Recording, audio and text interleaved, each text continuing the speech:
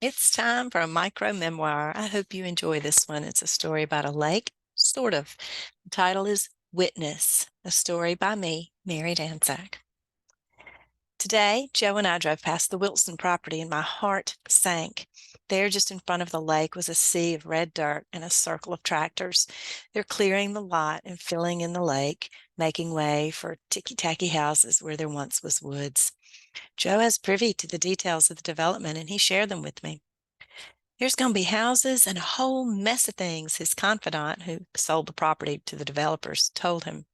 She also told him that they used to get calls from the neighbors because they let the local kids party down there by the lake back in the day. They paid no mind to the neighbors, but finally stopped letting the kids come because of liability. What if one of them broke their arm or something, she said. Broke their arm?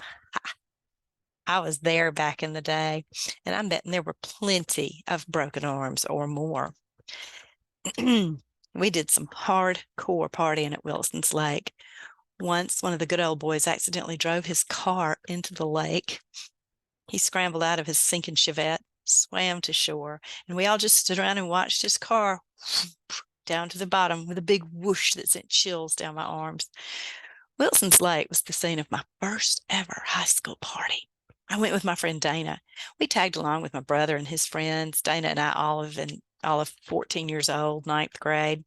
We were supremely excited to be going to a high school party. And we were thick in the world of lockers, pep rallies, voluntary student council, building the homecoming float, and now this, a party. We pulled up in my brother's black Baja Volkswagen Bug, famous for having no windshield and cutaway rims. We surrounded the cars. We joined the other cars that surrounded the bonfire like chuck wagons circling the camp. Girls and boys stood around laughing, everyone in flannel shirts and Levi's. I smelled cigarettes and something else, and the comforting familiarity of burning wood. Music blasted from the door of one of the cars, its doors open, our DJ for the night.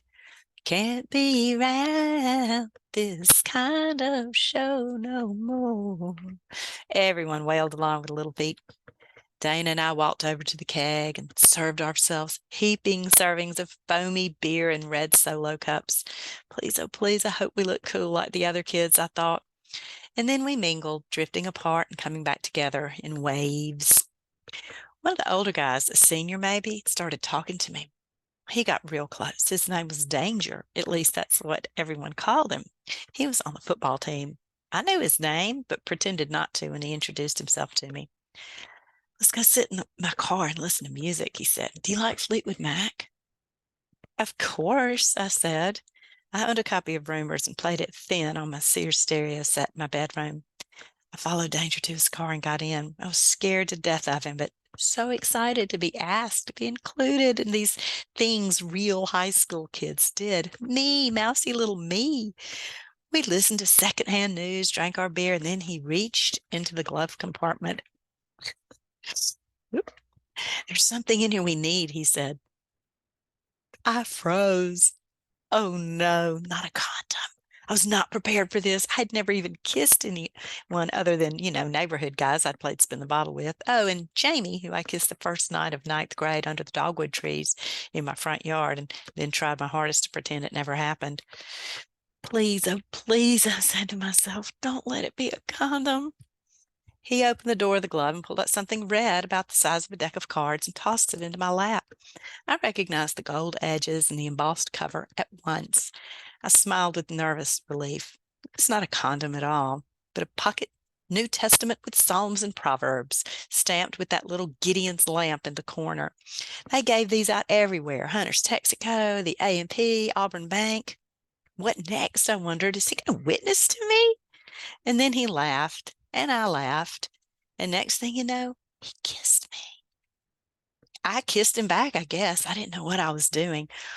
For the next three songs, Danger and I made out, staying safely on first base, maybe a little clumsy slide into second over the shirt. But when You Can Go Your Own Way came on, it was like a hint from the heavens. It was time to stop. I pulled back. Well, should we go to the party now? He said.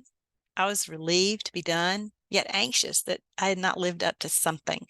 feelings which would move in and make themselves at home in my head for the rest of my high school years and beyond. As we approached the bonfire, I wondered if everyone would know what we had been doing and if my lips were going to be chapped. I scanned the crowd nervously for Dana and found her, hugging her in relief. We discussed the last 20 minutes of our lives catching up, and it turns out that while I had been making out with Danger, she had been doing the same with Danger's best friend, Tim. I wonder now if they planned it. A couple of seniors watching a couple of freshmen arriving as doe-eyed and gooey as a brand new day. No matter. I had my first makeout session and my first party under my belt in one fell swoop, and I was ready to move on to whatever life has to offer me next. And so it seems is Wilson's Lake, I thought, watching those piles of red dirt recede in the rearview mirror.